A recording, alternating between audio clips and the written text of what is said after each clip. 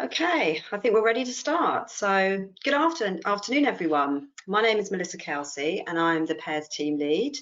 On behalf of the Parent-Infant Relationship Service, as I said, that's PAIRS, as we are known, and with support from Lambeth Early Action Partnership, also known as LEAP, we'd like to welcome you to our webinar today that is taking place during Infant Mental Health Week with the theme, Seeing the World Through Baby's Eyes in Times of Crisis and Change.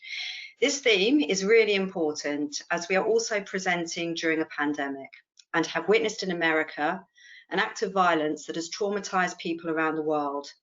It's sharply brought into focus that we can no longer ignore racism within our community or globally, and that change needs to happen. Okay, can I get the next slide, please? So today I'll be introducing you to our service and providing an overview of the webinar content. Before we get started, I'd like to go over a few items so you know how to participate in today's event. You will have the opportunity to submit text questions to the team by typing your questions into the questions box function. This can be found on the attendee control panel to your right on the screen. You'll see it on your right there. So look for the orange arrow to open the control panel. You may send in your questions at any time during the presentation, and we will collect these and address them during the Q&A session at the end. Please note that we will mute all guests, so do not use the raised hand function as all contributions will be made via the questions box. If we are unable to answer your question by the end of the webinar, we will provide a response via email to you. Do bear with us as well if we have any technical difficulties. Fingers crossed we don't, but we're all working remotely from home and there might be some glitches along the way, but let's hope not. And finally, to advise that the material and discussion of this webinar explores some sensitive topics. Please do not hesitate to contact us further if you want to discuss any of the things that we've talked about today in this webinar. Okay, next slide, please. Okay, this is our agenda for today. After I've introduced the PAIRS team, the service, the first part of the webinar will be presented by Ben, titled Babies in Crisis and Change. And then we'll move to part two, How to See Through Baby's Eyes, with a presentation from Juliet on observation, followed by a presentation from Valerie, being the voice of the baby, communication, and then followed by a presentation from Signa, they're titled Supporting the Adults. And then finally, I will present the section on teamwork at the end of part three, How to Refer, and then we'll move on lastly to the question and answer section. Can I get the next slide, please? Okay, so I begin now with an introduction to the PAIRS team. Hopefully you can see us all up there. And some of these people are going to be presenting. So we have Valerie, Juliet and Ben, all child and adolescent psychotherapists who specialise in parent-infant psychotherapy. If you could give us a wave, please. That's it. Hopefully people can see you there. Signa, who is an art psychotherapist and leads on our group offer, which is Together Time and Circle of Security. Signa, if you could give us a wave, hopefully people can see you there. And Sina, who's our project assistant and data collection, and she has supports for data collection, administration of the service. If you could give us a wave, please, Sina. Lovely, thank you. If we can move on to the next slide, please. So PAIRS is a service that helps parents to spend quality time together with their baby or child and to further improve their relationship. We can help parents to overcome difficulties, build on existing strengths, and develop new capacities to provide the sensitive, responsive, and appropriate care that their babies need to thrive. PAIRS can offer consultation to all Lambeth practitioners, which I think is really important to highlight, as we can offer advice without a referral. One-to-one therapeutic support, and as mentioned, Circle of Security and Together Time groups. Can I get the next slide, please? Okay, this slide shows the escalator model, and it provides a visual of our interventions, as you can see, with the one-to-one service on top and then groups. And it just also highlights this, so that's the clinical side of it, but then we've also got training, we've got consultation, and we've also got supervision that we offer as a team. Okay, so having finished that quick introduction to the team, I'm now going to hand you over to Ben, who's going to introduce the next presentation. Thank you, Melissa. So I'm going to speak for around 20 minutes today about the challenges and then the opportunities of seeing the world through the baby's eyes. As a clinician, I always find it helpful to start with a clinical example and then to work outwards from there. So I'm going to give you some case detail about a case for around 2 minutes or so, and then bring in some slides. In terms of confidentiality, this is a case outside of Lambeth, and I've changed all of the identifying features. So I'd like to share an observation of a 6-month-old baby girl who I'm going to call Sophie. Her mother was experiencing recurring mental health crises, and she was open to adult mental health services. She was on a range of medication and was experiencing intrusive thoughts and suicidal ideation. The referral from the health visitor described how mum was struggling to be alone with Sophie and felt that Sophie didn't really like her. So I joined a health visitor for a home visit, and there I found mum on the sofa sitting next to grandmother to Sophie, and then 6-month-old Sophie somewhere behind them on the sofa, out of view. And afterwards, I almost thought Sophie was like a sofa cushion, kind of hidden somewhere. Mum was really articulate. She was telling me at length about her most recent crisis, issues to do with her medication, but I didn't see her interact with the baby. And for much of the meeting, I couldn't see Sophie. And in fact, I couldn't hear her either, which was a worry, because at 6 months old, you'd expect a baby's needs to be dominating and really flooding the room. I did eventually glimpse Sophie, and she reminded me of a baby doll. She was kind of still, she had kind of steely smile, big eyes, quite an expressionless face. And what came to mind was how colleagues in adult mental health had described her as an easy, smiley baby. But I was troubled by this encounter, and far from being content, I felt that Sophie's needs were invisible to her caregiver and the professional network. And that brings me to my first series of slides and the idea of an invisible baby. So far from seeing through the baby's eyes, this caregiver was not able to see the baby's needs through her own anxiety and depression. Not seeing or being attuned to the baby is an example of a relational crisis. And by that, I mean, just when a baby needs most emotional support, the caregiver is least able to provide it because of their own stress. And a relational crisis for a baby means its needs are not met. And it looks like the next part has already been brought in. So babies need their caregivers. It seems a simple point, but a baby has its own mind, which is shaped by early experiences of the world. They rely on caregivers to understand and contain their distress because they haven't yet developed self-regulatory systems. And the next point on the slide. There's now extensive evidence that stress is a critical factor in relationships between babies and caregivers.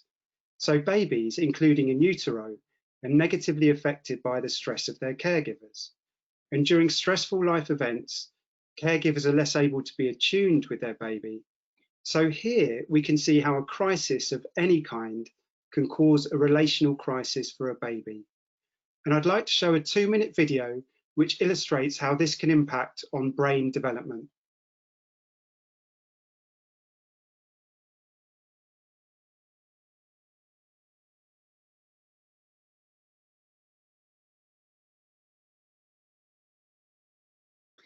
Now that's a troubling video, but it illustrates how ongoing stress in the caregiver can affect a baby and impact its brain development. Fortunately, the relationship between babies and their caregivers is resilient and often recovers from these crises. In fact, research shows that this recovery, we call it rupture and repair, is an important and healthy part of baby development. But when there's a series of crises at critical times, and that can be preterm in utero and post-term, or additional risk factors, and going back to Sophie, in her case, the mental health of her mum, the baby can be traumatized by these interactions with the caregiver. And we call this relational trauma. What's so tricky for us as practitioners is how to recognize this distress. Sometimes a baby's distress is loud and clear, but sometimes it's more hidden. And if we go on to the next series of slides, I'm going to show you a couple of frames from the video we were just watching from something called the still face experiment. Mum moves from being active and communicative to having a still, expressionless face, and baby is distressed by this change. As we can see on this picture, sometimes a baby's distress is loud and clear, And as I said, there's persistent crying, screaming, difficulty settling, getting in states of frantic distress. And these behaviours are a concern. But another sign of distress is more quiet and hidden. And this is partly why it's so easy to overlook. So let's see the next slide, please. Here you're going to see a short flicker of the baby looking away, possibly trying to disengage. And traumatised babies whose needs are not being met can stare off into space with a glazed look. Now, I believe Sophie had experienced a lack of attunement over time, and she was showing signs of this kind of relational trauma. And let's see this in the next slide, please. So what did it look like in Sophie? Well, she was distant and possibly disassociating. She was quiet. She wasn't crying enough, really. She was avoiding the parental gaze, and something called compulsive compliance, where the baby accepts without protest some of the difficult behaviours of the parent. And if we go on to the next slide, I really like this quote from Sue Gerhardt, who is a parent-infant psychotherapist herself, and she talks about these withdrawn states in babies. I won't read the whole quote, but just the first chunk. So, if such babies could speak, they would be saying, "Don't worry, I won't bother you." They sense that their dependence and neediness is unwelcome, so they learn to hide their feelings. In fact, they grow up believing implicitly that they should not really have feelings. So I think what this also suggests is that the idea of an invisible baby has another layer. It's not just the relationship between baby and their caregiver, it's actually within the baby itself. A traumatised baby may not know its true feelings, and over time, its needs may become almost invisible to itself. So let's go back to the slide about the invisible baby. And with Sue Gerhardt's words in mind, so don't worry, I won't bother you. So we've started with the baby-caregiver relationship, but I want to suggest that the invisibility of the baby's needs can be reproduced in the professional network too. So let's add the next layer. Going back to the comments of professionals, I heard that Sophie was fine. She was an easy, smiley baby. And as I've said, it can be a challenge for us as practitioners to recognise distress. But also, services are set up from the adult's perspective, with interventions and safety plans geared towards the adult. In Sophie's case, the safety plan barely mentioned her, aside from being something to be passed around when mum was having a crisis. And you see the next layer is about commissioning of services. A report from the Parent-Infant Foundation found that 42% of CAM services don't accept referrals for children aged 2 or under. So there's actually very little mental health provision for babies. And of course, these two areas of the professional network and commissioning services are deeply connected, because even if there are commissioned services for the baby, such as in Lambeth, they rely on practitioners to identify distress in the baby and in the relationship and to make that referral. Okay, I'd like to take a couple of minutes now to consider the current COVID-19 crisis and how that might be exacerbating some of these issues. So let's turn to our next slide. The current crisis is leading to increased stress and mental health difficulties in adults. This is something our team is certainly aware of in the clinical work, and we know the potential impact of this on babies.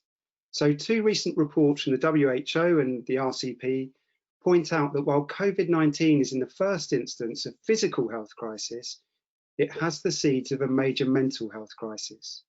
And if we go on to the next slide, please. In terms of the invisibility of the baby, a recent report from the Children's Commissioner called Lockdown Babies raised concerns about health visitors being redeployed, and aside from the most vulnerable families, checks taking place remotely. This brings a real risk that difficulties will not be identified early enough in the baby. And if we go to the next point on the slide, we know that a lack of external support is a risk factor for babies and their caregivers. The more isolated we are, the more stressed we are, and social distancing is going to exacerbate these risks. I thought this was a really interesting take on it from Joe Stubley at the Tavistock. So when under threat, we are all primed to find safety in our attachments. Yet with this virus, what keeps us and others we love safe is to keep our distance. Thus, we're potentially deprived of our natural response to threat, and instead, to survive, must do the opposite. which may leave us without the capacity to manage our emotional responses to what is happening through social regulation. Now, there's loads of other issues pertinent to the baby in the current crisis, including, rising domestic violence, parental anxiety about changes to birth plans. But now I'd like to focus on some data which is hot off the press from the Parent Infant Foundation. And if we go to the next slide, please. And in fact, this is an advanced copy of this data, and we've been asked that people don't take screenshots or share this more widely yet, and that's really important. So this is a survey of 5,000 expectant and new parents, and one of the findings is really telling. So with these parents, 68% felt that the changes in COVID-19 is having on their lives is affecting their unborn baby or their baby under 2. And this figure is higher for those working in frontline healthcare or for British Asian women. Parents feel this crisis is having an impact on their babies. And this data suggests generally that babies in lower income families and from Black and minority ethnic populations are being affected the most. And this is something we need to take really seriously here in Lambeth. And if we go on to the next point in the slide, looking at another finding, we see that over a third, 35% of parents are not confident about how to get help with their baby's well-being and development. And this is where, as practitioners, we can play a pivotal role in connecting babies and their caregivers to relevant services, including our team at PAIRS. So we're very grateful to the Parent Infant Foundation for sharing this, and do look at their website for more information about this survey. And again, this data is not to be more widely shared yet. So let's come away from the slides. We've thought about the challenges of seeing the world through baby's eyes. In the time I have left, I'd like to think about the opportunities. And again, I'd like to go back to Sophie and her mum before making some more general points. So I continued the home visits with the health visitor, and Sophie remained quiet at first, but she became more visible, at least in mum's mind. And by that I mean that mum talked about the challenges of her relationship with Sophie in an open and honest way. She told us about a difficult pregnancy and a birth which sounded traumatizing. She also shared details of her own past and how she herself was mothered, and some difficult childhood experiences. We helped mum to think how these experiences, both in her past and in the earliest hours of Sophie's life, could still be impacting on her confidence as a parent and on her fears of being with Sophie. And this is an important point, and something we kind of deal with a lot at PAIRS, where it's rarely a single crisis, in this case mum's mental health, but a series of crises which create severe difficulties for the baby, which is why the caregiver's mental health is so important, but it shouldn't be the sole focus of helping the baby. And also, a current crisis can often stir up past difficulties for caregivers, which in turn then further impacts on the baby. And this is worth thinking about in relation to the current COVID-19 situation, where past difficulties and traumas are being activated by the current sense of fear and isolation. So back to Sophie, these were difficult questions, and I think what helped mum to share so quickly really was the presence of both myself and the referring health visitor, who she already had a trusting relationship with. And this is important. In my clinical experience, the ongoing involvement and support from the referrer is often a key part of the success of a specialist intervention. After having these conversations, mum began to interact with Sophie. She talked to her and played with her. And she drew on some of the skills that she had in her professional life before having Sophie, which involved looking after children. And over time, Sophie was not only more visible in our conversations, but in the room physically. And I remember how we moved from the sofa and all four of us onto the floor, sitting on the floor together, all on Sophie's level. And Sophie responded. She became more animated and exploratory. And in what felt like accelerated development, her language improved. She began to assert herself through making noise. She cried, she communicated. And this was all a sign of health. And we really began to see Sophie's personality. I remember towards her first birthday and all the effort that was going in from mum and the wider family to prepare for these celebrations. And this was a baby who was now being seen and held in mind. Now, I don't want to suggest that everything was perfect. There were huge underlying challenges and intractable problems, and mum continued to pitch into mental health crises. But something had been released in Sophie and in the parent-infant relationship, and that was visible for mum and the professional network. So let's turn to the last series of slides, which focus on the opportunities of seeing the world through baby's eyes. What we want you to do at Pairs is to think baby. And if we see in the next slide, we want you to think baby because there are windows of opportunity, precisely because babies are so adaptable and in a period of accelerated mental growth, they can recover and form new emotional habits much faster than adults. And we certainly see that at Pairs. And Sue Gerhardt goes on to talk about how change can be fast. Dull, lifeless babies who don't make eye contact week after week can spring into life as the caregiver responds to them more effectively. Obviously, there are no magic cures here, and there are problems which are a lot more intractable, especially when there's a cluster of risk factors. But in the perinatal period, the baby's brain is most flexible and prepared to learn, but obviously it's at its most vulnerable too. So what can we do with these windows of opportunity? Let's go on to the next slide. We can create an environment where babies are seen, and we'll cover this in the next half of the webinar, thinking about observation, being the voice of the baby, supporting the adults, and containing distress. And link to this in the next slide, please. Offering interventions where babies are seen. So alongside the essential care and treatment for the caregiver's own mental health in adult services, interventions which focus on the baby and caregiver, so babies, mothers and fathers, and in groups, are very important. For example, parent-infant psychotherapy, groups such as Together Time, and video interactive guidance. And the final slide, please. And again, something we're going to touch on later in this presentation is the importance of working together. In Sophie's case, her improvements would not have been possible without all of the following services working together for the needs of the baby and caregiver. And if Sophie could talk, she would say how grateful she was for the health visitor in making the referral in the first place. The health visitor was able to see the world through the baby's eyes in times of crisis. She identified the baby's distress and tried to find the right kind of support.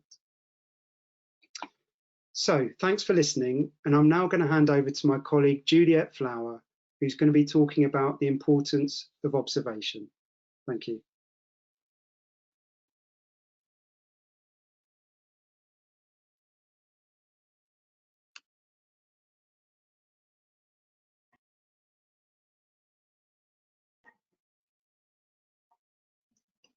Great, thanks, Ben. So I'm just going to talk briefly about observation and its role in helping us to see through baby's eyes. So observing a baby's behaviour with its caregiver is something I think we all do and something we all recognise as important. But the question today, I suppose, is, well, why? You know, why observation? What parts does observation play in helping us to see the world through the baby's eyes and being able to be the voice of the baby? When a parent's in crisis, either an external crisis, such as the one we have all been experiencing, or perhaps when there are mental health difficulties, family relationship difficulties, stresses that cause high levels of anxiety, it can be really easy for the baby's non-verbal voice to get lost.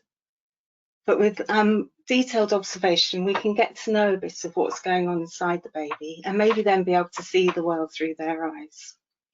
Understanding what might be going on for the baby can help us to be the voice of the baby to caregivers, other family members, professionals who may be involved in baby's life.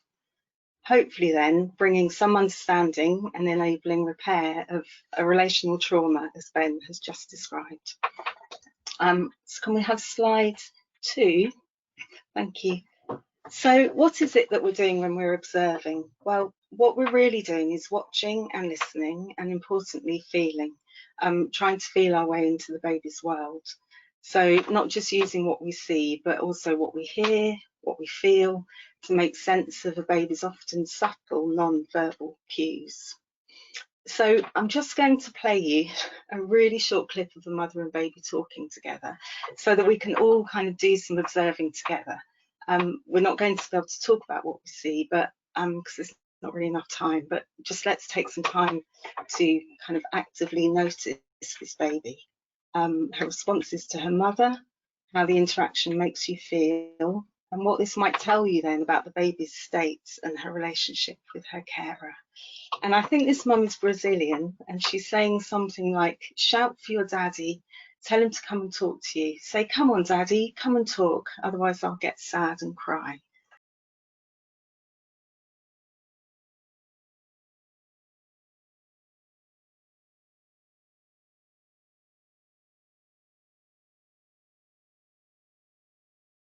Yeah, brilliant. Okay, so when we're observing a baby and her caregiver, like the one that we've just seen, what's helpful for us to notice? So let's start with the baby. Maybe small details can tell us a lot. So for example, we might be looking for how they respond when their caregiver approaches them. Do they smile? Do they look away? How do they try to engage their caregiver? How are they holding themselves? A baby who's anxious in the relationship may not look to the caregiver as a source of support. They may instead turn away or avoid physical closeness, perhaps finding ways to soothe themselves. And as Ben has already mentioned, a quiet baby that never cries can often be mistakenly thought of as a good baby. But it may be, though, that the baby has learned that their distress is intolerable to their caregiver. And in order to avoid disturbing them, they may give up trying to communicate their needs and choose instead to remain quiet, but ultimately hidden and unheard. And I think maybe it's these babies who really need us to be their voice the most, the ones who will get lost if we can't find ways of speaking for them. So there's the baby, and then alongside the baby, and also I think this includes the baby in utero, there's the parents, both as individual and also in relation to the baby. So we might sort of look to see how they're managing, how the parent is managing. Are they preoccupied by their own difficulties? How do they understand, and how are they able to manage their baby's demands? Do their responses match the baby's communications? A good enough carer will notice their baby's communications and try to respond appropriately with curiosity about their experience. But a parent-infant relationship in crisis may appear disconnected, with the parent and infant appearing out of step with each other. And it may be difficult for the parent to find a way of connecting meaningfully, and their capacity to respond appropriately might be hindered. So in this way, they might then struggle to make time and space for their baby, either to play or to talk or to experience the baby as an individual with their own mind. Observing the wider family dynamic is also important. So looking, how does the baby fit within the family? What kind of space is made for the baby in the family? What are the narratives that are told about the baby? It may be that babies' needs are felt to be in conflict with the needs of other family members, or they may find themselves blamed for things that don't really belong with them. And then, really important, but sometimes an overlooked aspect of observation, is the observation and noticing of our own feelings in relation to what we see or hear. And I think it's really important to ask ourselves and be aware of and pay attention to how we feel and of how what we see makes us feel. Uncomfortable feelings may be telling us that things aren't feeling quite right for the baby and that something isn't perhaps going so well. So can we have the next slide, please? Great. So with that in mind, I'm just going to read a very short vignette from a piece of work that I did with a mum and a baby. And it's an example of how sometimes things don't quite fit, and hopefully will highlight how important it is to try and notice the detail and at the same time pay attention to how we feel. So this was a baby who was 5 months at the time of this observation, and obviously I've changed the names of mum and baby. So Annie is lying on the mat in front of Claire, and they're laughing and smiling together. Claire leans forward, laughing into Annie's face. Annie smiles back at Claire, but as I watch, I realise that her smile is fixed and not moving. Annie's hands are clenched tightly at her sides, and I feel anxious and uncomfortable. So, on the face value, this looks like quite a nice interaction between this smiling mother and baby. But looking more closely and observing the detail, I could see that actually Annie was quite frightened, and that really perhaps this smile, this big smile that she had on her face, was there to protect her and to keep things nice between her and her mum in what I think was actually quite a frightening experience for her. Can we have the next slide?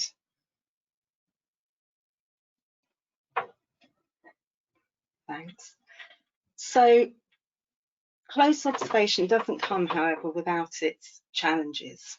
And I think it can be really hard to find both the time and the space sometimes necessary sometimes for observing in detail. And I think this is especially hard right now when we're unable to meet babies and families face to face, and we can perhaps miss vital clues as to how things might be. So I think, like lots of people in Pairs at present, all our work is done through video, and it's really very challenging. But at other times it can also be hard to see a baby in distress, in a difficult environment or relationship with its parent, and that distress can often be difficult to bear. And it might be that we may be inclined consciously or unconsciously to turn away if it feels too distressing or too difficult for us. And I think the other thing is that we have all been babies, and seeing a baby in distress may stir up somewhere all sorts of unconscious memories of our own babyhoods and infantile relationships with carers who may have struggled. And so to help, I think good supervision and a space to reflect is really important in helping us make sense of what we see and what we feel, and also to help us contain the anxieties that can be stirred up so that we can continue to find ways of seeing the world through the baby's eyes. And in turn, we can then be the voice of the baby when they are struggling to be heard. And so that's all from me. And so now I will pass you over to Valerie. Thank you. Thank you, Juliet. Apologies again about the issues with the video. Hopefully it will work this time. My observing babies is so important and linked with communicating with babies. And as Ben and Juliet has already talked about, being the voice of the baby is so key to our work. And at Pairs, what we're doing with other professionals, we help parents to love their baby, to fall in love with their baby when it's not always easy, and also for babies to help them trust and love their parents. And next slide, please. And now with the crisis, it's even more important. This is a very old video, an extract from the Circle of Security program, and hopefully it will work. And it's how well a stranger is able to follow baby's lead. So his idea of observing a baby, he really watches the baby very closely. Have a look yourself, and hopefully, and I'm going to disappear to let you see.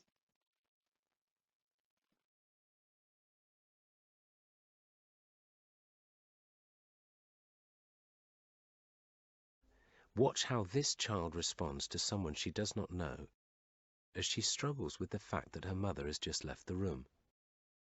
Pay particular attention to how well this stranger follows the child's lead.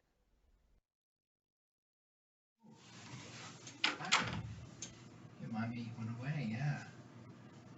Hi. How you doing? Yeah, it's kinda... Hi. Just kinda waiting for your mom, huh? Yeah. Oh, my goodness. My goodness.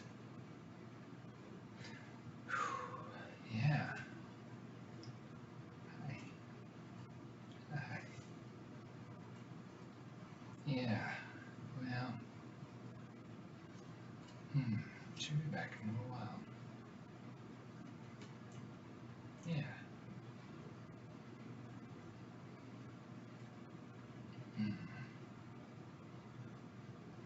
Well, it's kind of hard just waiting. Yeah.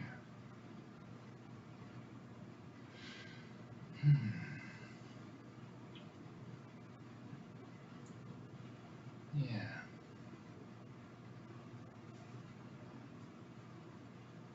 Well.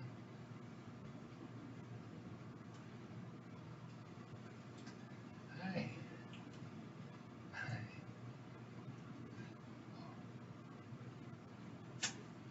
Just kind of checking me out, huh? Yeah. You're good. I'm waiting for your mom. Just kind of waiting here.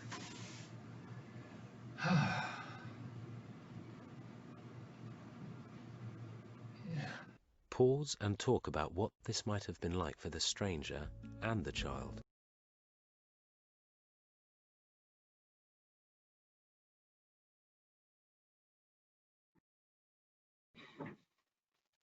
So I hope you were able to see that video, and if we can have if you can press the next slide, Laura, because in this video you could see that he was Bert, the stranger, was really talking to the baby with very simple sentences, like saying, "Your mummy went away, you're waiting for your mummy, she'll be back in a little while."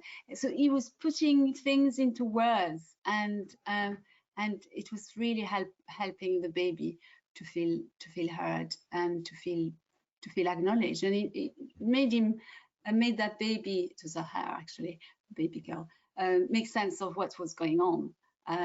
The mummy was not there anymore, and Bert was really staying in touch with the baby's feeling. He was not trying to cheer her up. He was just staying with, and that's what we encourage parents to do when we have our Together Time group, or we have parents we're trying to help to stay with the baby, to be with the baby.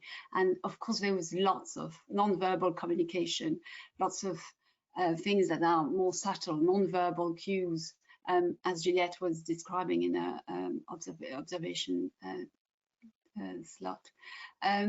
So it's really important, if you can have the next slide, please, and the next, and the next.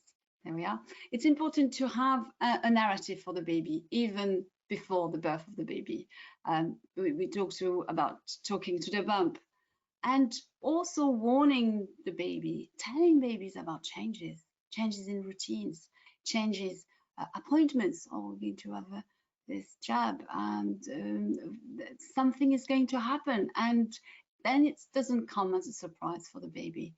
And I often hear baby, or my toddler, my baby is too young to let her know all about that. They don't understand words. It's true. They don't understand words as we adults do, but actually they need the words. They need words to make sense of the word, the brain, and to make sense of the world, and to build meanings, to connect, to build a connection in their brain. So this talking to baby can feel a bit controversial and also different to different culture. And often, yes, in children's center, you have this issue of staff saying to the parents, look, don't just disappear to the toilet, or just disappear, just let your child know that you're gone. Let them know. And often it's because the brain is confused with the mind, and the baby's brain is very different from an adult brain. It's totally in creation. And I've learned a very interesting fact that before 1987, babies were operated on without any anesthetics. Do you know why? It was because people thought, well, they don't feel pain. Well, and if they do, well, they can't remember it anyway. So that's, and if we have the next slide, please. So we need to be there to articulate, to be the voice of the baby, to be to be also the voice of the parents for the baby. If you can have the next slide, please. And because changes can feel really overwhelming and frightening for babies. So there's lots of changes happening in the baby. Babies in the inside, in their body, they've got teeth coming up, they've got tummy problems, their whole body is in construction. And then outside with the crisis, everything is changing every minute, every day. So there's lots of things going on. And last week, big changes, the lockdown. I had parents saying to me, oh, well, now dad is going to go back to work. But they didn't say to the baby because, well, they're too young, or the toddler, they're too young, they don't understand anything. But actually, when talking with them and saying, oh, what would you say? Oh, well, we'll say, well, daddy's gone to work and he'll be back. So we engage them and we try to get them to do peekaboo games, and then that way there is a way for the baby to process the new routine, the changes. So baby needs to make sense of their distress, to have words, to have communication, and it's not just words, you know, there's lots of non-verbal communication, and to understand the difficult things that happen around them. And of course, there's this big thing from being a little baby that we saw on the video that Juliette showed us, to being a toddler. That's quite a big jump, and it's finding a balance of exploration and intimacy. And again, as practitioner, we can really help by describing to the parents and to the baby what's going on, what's happening, and that's really important. And then next slide, please.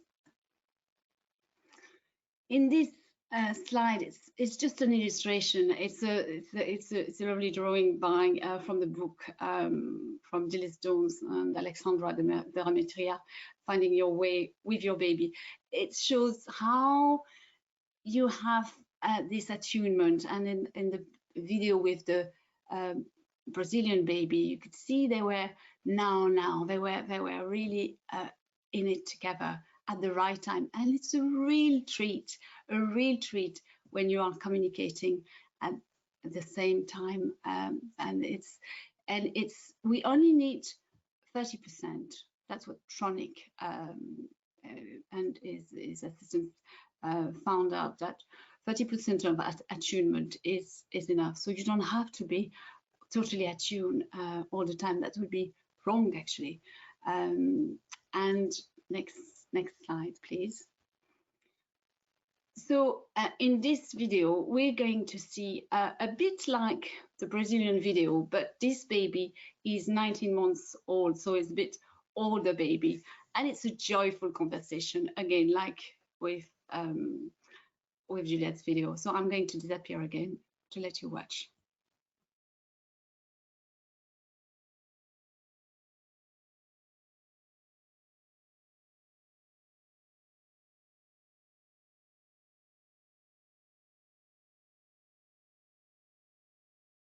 Hello again. I hope you enjoyed this as much as I did. And this video went viral, so a lot of people really enjoyed this video, feeling good video, really. And sometimes it can feel actually difficult to watch people interacting with babies, especially sometimes when it's men interacting with babies.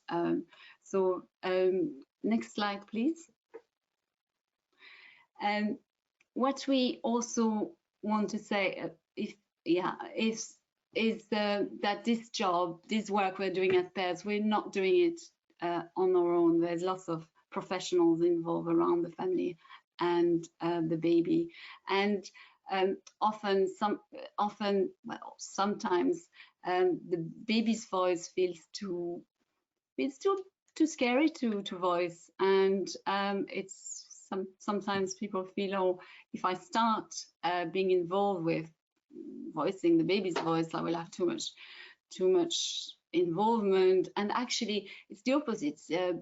seeing things from the baby's eyes will promote understanding of the whole situation, and it's also very helpful for parents to have a narrative that is shared amongst professionals, and they can share with the baby. When we say we do one-to-one work in pairs, it means therapist and the relationship. This is the one-to-one work, and the baby is valued as a person, but we work with the relationship, and we are helping with the relationship and the interpretation of the baby's world and the parent's world to each other. Next slide, please. And this is my last slide, where it's an illustration of how you have to be humble in this work. And this Dr. Brisk is saying there's no such thing as colic, it's just a problem affecting new mothers. But 2 years later, when she has one baby at home, crying her eyes out, she may have changed her mind about that, and be a bit kinder to parents, and be kind to baby. And like Ben explained, think baby. This is an invitation to all of you, and help parents to love their baby and communicate with their baby, and babies to communicate with their children, with their parents, and everybody can become an expert.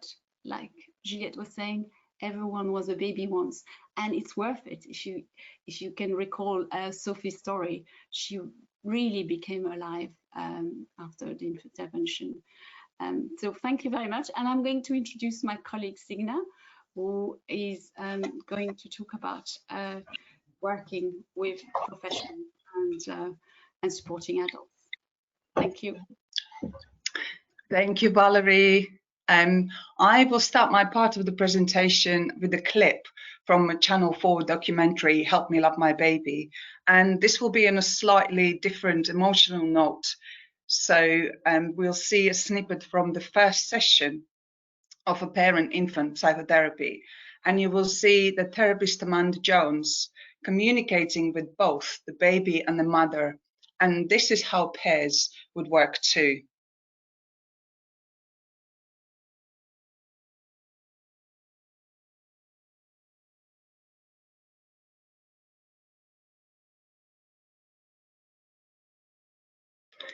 Thank you. So this was a very painful experience this mom is sharing. An event like a traumatic birth can really alter the relationship for mother and develop this bond with the baby. And some caregiver-baby relationship can become very, very painful. So for parents in relational crisis, the therapeutic journey can be very lengthy. And for this mom, it was a year. But some parents might need only few sessions. As you could see in this video, the therapist guides the conversation from mother to baby in a flow.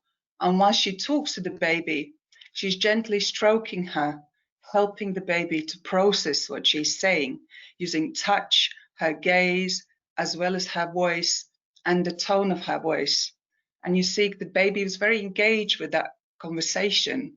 And at the same time, the therapist is also modeling her communication with the baby to the mum. And during this crisis, when a lot of us are separated from our families and we can't see people face to face, we really feel the absence of a touch and a human contact.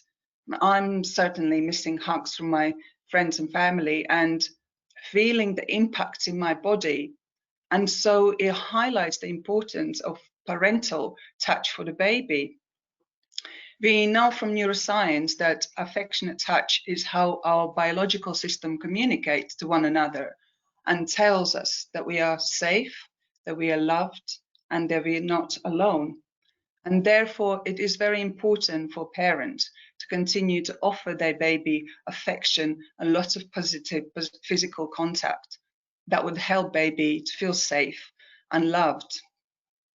So this will relate to the slide now. So in the current situation, holds a lot of uncertainty, fear and anxiety. And everyone have to deploy a lot more effort to get through even basic tasks of the day. And in times of crisis, parents' capacity to respond to the child sensitively becomes challenged as their own stress responses will be activated. And when caregivers are off balance, they will be less responsive to their baby's cues and become less attuned to them. And when parent is stable and has an empathic presence, he becomes the safe base that carries the baby through challenging times. So all caregivers are facing this massive task, remaining calm and regulated in order to secure baby's sense of safety, all while going through a very stressful and potentially quite traumatic period themselves as now. So for vulnerable families and during crisis, and there are quite a lot of families who would be feeling like that, we practitioners are that safe base for parents. So can we have next slide, please? So how do we as practitioners engage with families and also refer? I think first of all, we have to find kindness and compassion for the parent as well as the child, as most parents are doing their absolute best in caring for their baby with the skills and resources they have available. And right now, as practitioners, we're not able to continue to work in the same capacity as we have before, but we can still support parents by being present with the parent, being with their current experiences, and offer our listening ear and a calm presence. And this, in turn, will help the parent to regulate themselves and, in turn, tune into their baby's needs better. And it is important for the practitioners to be observant and think baby, as my colleagues also mentioned before, when engaging with families, to have those conversations and team and refer as appropriate. And sometimes, although the parents agree to be self-referred, for some, the task of filling in a referral form is overwhelming itself. And this can become a barrier in accessing help. And therefore, practitioners' help in filling in the referral form is an important support you can offer. And if the practitioner himself is uncertain if the referral is appropriate, which service to refer, or who do I turn to discuss this, we as peers welcome practitioners to get in touch with us to think together about particular family. We can assess families' current needs and discuss what support can be offered. And next slide, please. So to help families, practitioners can scaffold the support structures around the caregiver and baby. That would include children's centres and early help. And here at Pairs, we also run 2 groups, Together Time and Circle of Security, which are currently not happening in this time, but this is what we generally offer. And Circle of Security is manualized 8-week parenting program that offers parents a map to recognizing and understanding their own and their children's need for connection. And Together Time is baby-led therapeutic group that involves parents observing, following, and learning about their baby and themselves. And it's based on Wait, Watch and Wonder method. And of course, also specialist referrals like pairs, or possibly there needs to be a referral to adult mental health services. So pairs team offer consultations and can be approached to offer support with looking at particular case and how to talk to families regarding a referral, or offer support making a referral. And the last slide, please.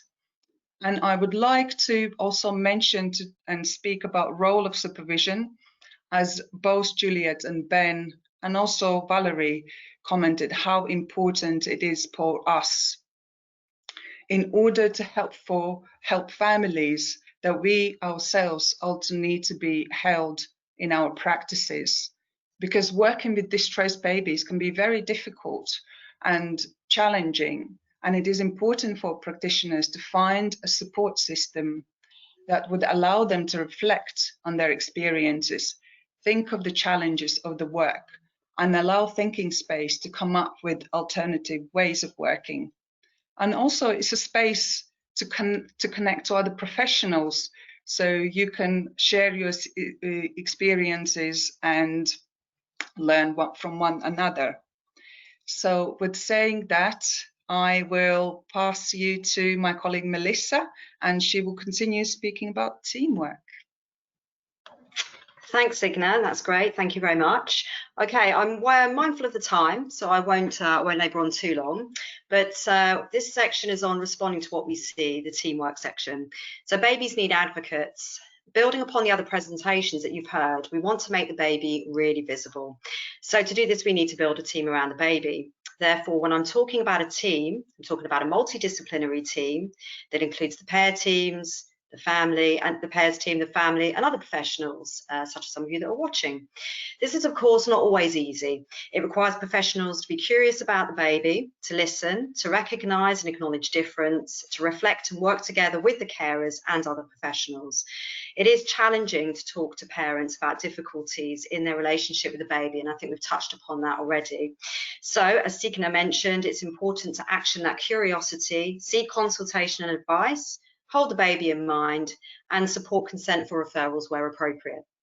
Babies require professionals to think about joint working. It's particularly helpful when practitioners involved with the baby are linking up with those involved with the adult caregiver.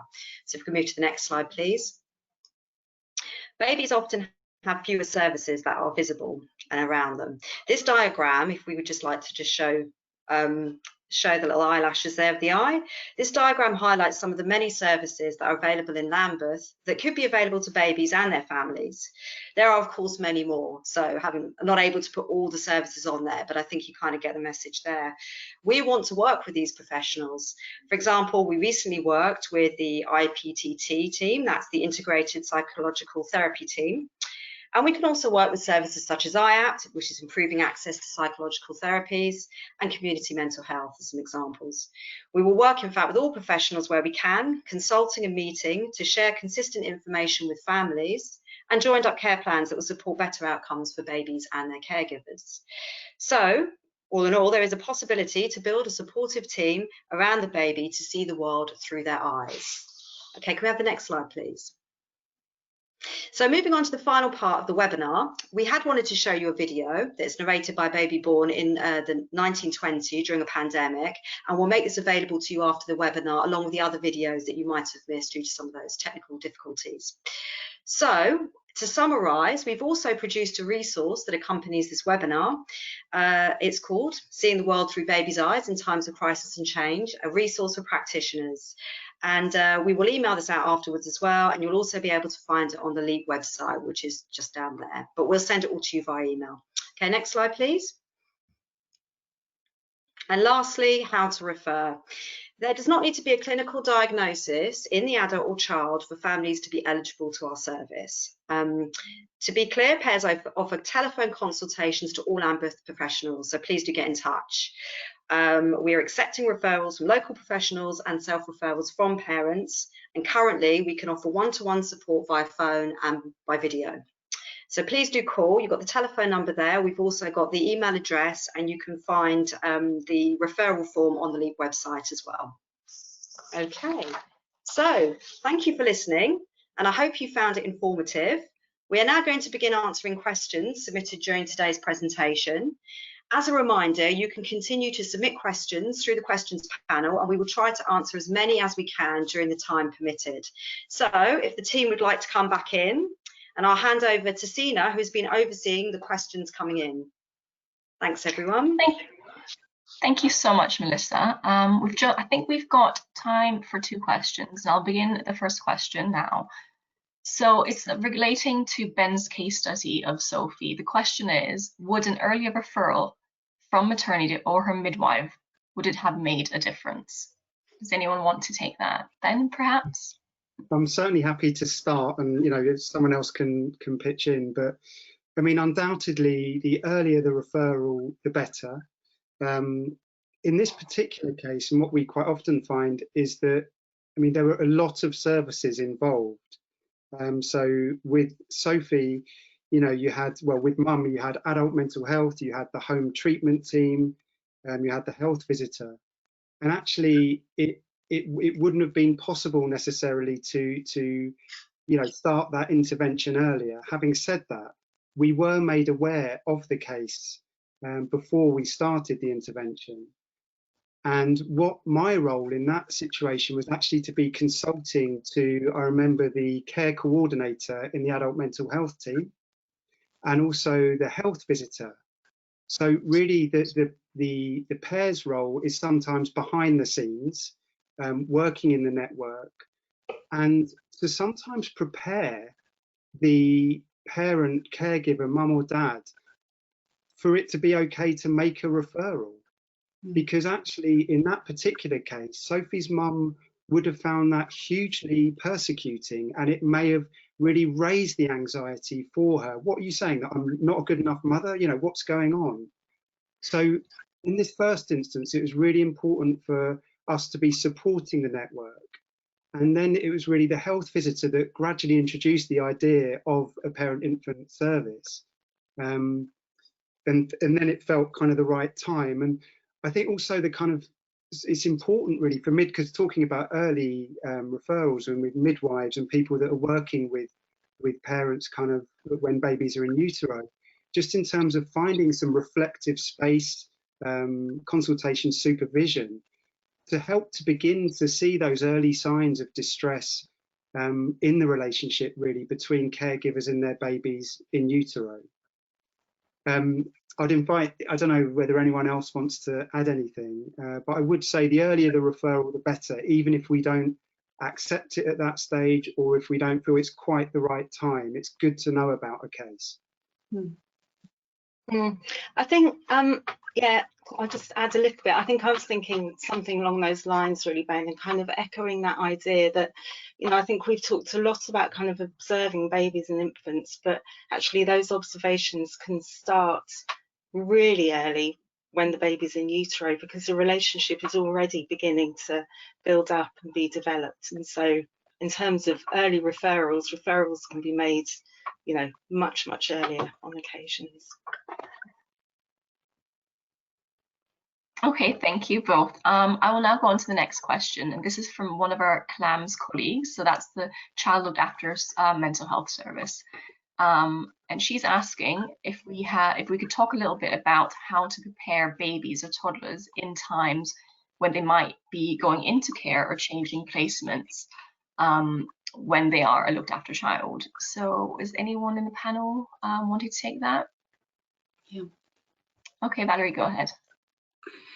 Yes, I think we have to acknowledge that people usually find it hugely awkward to talk to babies, and this is the real difficulties. And Juliette, you were talking about the connection with the baby in utero as well. So the connection is there with the birth family, and if the baby is going to be taken away from that birth family, we don't have at the moment a system that really put this in the center, the communication, the link. The system is very brutal. There's the court proceedings, and babies are taken away, and there's usually no narrative given to babies or even toddlers. Usually, or a bit later on, they might have a life story book, laminated file with lovely pictures of them with a Christmas tree and birthday cakes. It doesn't make sense. It really doesn't make sense. So we really don't give any chance for the baby to process what's going on, because this is really important for a baby. Massive changes, and it's not in the culture, and it's also not in the culture to see a man talking to the baby like we saw Bert doing. Sometimes it can feel a bit shocking and threatening. So talking to the baby, preparing toddlers for the changes is absolutely vital. It's all about loss, and whether it's for looked after children or children, babies or toddlers who are going to experience loss, they absolutely need to be prepared. They need to be told. And can I just ask that also the foster parents and the birth family need also that preparation. There's often, it's so hard to see foster parents being attached to their baby, the baby they foster, and then being ripped from them as if it's an amputation. So yeah.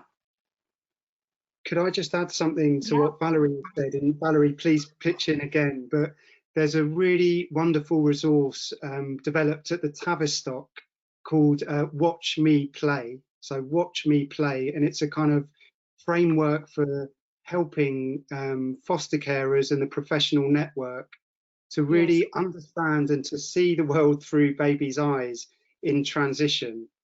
And its main focus is helping professionals to give time and give space, particularly foster carers, to kind of have baby-led play, child-led play, and to develop those kind of observational skills that you could then learn to understand, well, what's the baby feeling, and to bring that back into the professional network.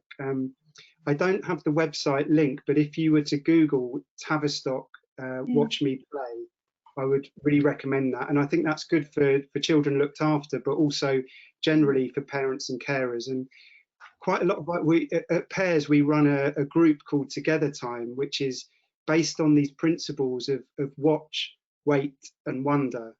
And it's this kind of trying to help practitioners and parents to wait and let their baby take the lead in the play, because it's so difficult. We want to step in, we want to solve a problem, we want to kind of comfort the baby immediately, and it's so difficult just to step back and wait and just really see, well, what's taking shape, what's emerging. Absolutely. I think there's this sense of the parents really want to do the best. The social worker wants to do their best. Everybody wants to do the best. But what is missing is the idea of loss. Loss has a profound impact on everybody. And babies will experience loss in different ways, whether it's being a looked after child, whether it's experiencing a loss in the family, and at the moment it's very, very much present. So it needs to be acknowledged and really help process this. And I agree, there are tools around that can really help people to do that. Yeah, Juliet. I think, you know, one of the reasons we've sort of done this webinar today is because I think we all kind of feel it can be really easy perhaps to underestimate how much a baby notices and how much babies are able to kind of pick up from the people around them and the atmospheres that they're in. And so I think it is, you know, vitally really, really important that babies are talked to in really kind of honest ways, but appropriate ways. Yeah. And following up on that, oh, sorry, go on, Sina. What we noticed at Pairs, because we're based in CAMS and we're based in LEAP, we're somewhere between the two. And at CAMS, there's so many wonderful resources for young people and adolescents. And I'd encourage you, you know, we can put you in touch with those resources for supporting young people through this kind of COVID-19 pandemic. But what we were noticing is there's nothing for babies. There's nothing for parents, carers of kind of babies. So we actually put together something ourselves to encourage parents to talk directly to babies, and we can also send a link to that. But that's something that we find that, you know, babies are slightly neglected, forgotten, invisible in any crisis, whether it's an adult mental health crisis, a global pandemic, you know, all of these situations. Thank you, Ben. And just I think we've got room for one more question. The panel, and it's a question about what our referral criteria is, and that's kind of thinking about perinatal services, CAM services, and adult mental health, and where we fit in, and if we do co-work cases. Don't know if anyone wants to take that one. I mean, I think I did touch upon that a bit. I did say that we will. I mean, I think the best thing to do is, if you're thinking there might be an issue with the relationship, but you know that the primary issue at the moment, say for example, is mother's mental health as an example, then give us a call. I think the best way forward is to actually contact us and to have a discussion, and we can think about what point it might be appropriate, because it's not always appropriate for us to have the referral and jump straight in. It might need to have some pre-planning, it might need to have some thought, we might need to have a meeting first. We might decide we could assess and then make a decision about what we can offer the parent afterwards and the family, and then talk to the professionals around that. So I think it's really important that we can absolutely joint work, perinatal, IAPT, adult mental health. But I think what we need to do is have conversations about it, and I would just really advise people, we're really happy to support with those referrals and to think about how we can work together. I don't know if anybody else wants to contribute. I think it's so powerful when there's kind of services with the adult caregiver and the baby working together. And I think something I tried to show through the work with Sophie was that, yes, you know, the mum was seriously unwell, and actually some of our referrals are not for that severity of mental illness. That's important, you know, that we're a service that is about kind of, you know, all range of spectrums of difficulties. But in that particular case, it wasn't just the adults, it wasn't just mum's mental health. There were other issues around birth trauma, around a difficult pregnancy, that actually you could try to cure mum's mental health. And in actual fact, you probably wouldn't, because it was ongoing and chronic. But there might be particular issues that may be impacting on the parent-infant relationship that might sit a bit independently of the adult's mental health, that might really be impacting on the baby. And I think that's where it's really fruitful and productive, a bit like a parental couple, or, you know, two people working together, services working together to think about the baby, that I think can be really helpful. So we really welcome conversations with perinatal, adult, IAPT, all of these different services. I think it'd be great if you got in touch. That's great. Any more? I think that's it now, isn't it? I think we're close to time. Just a little note on the last question, that obviously the one-to-one service is seen for families who are within 4 LEAP wards, so it's not for all Lambeth families, unfortunately.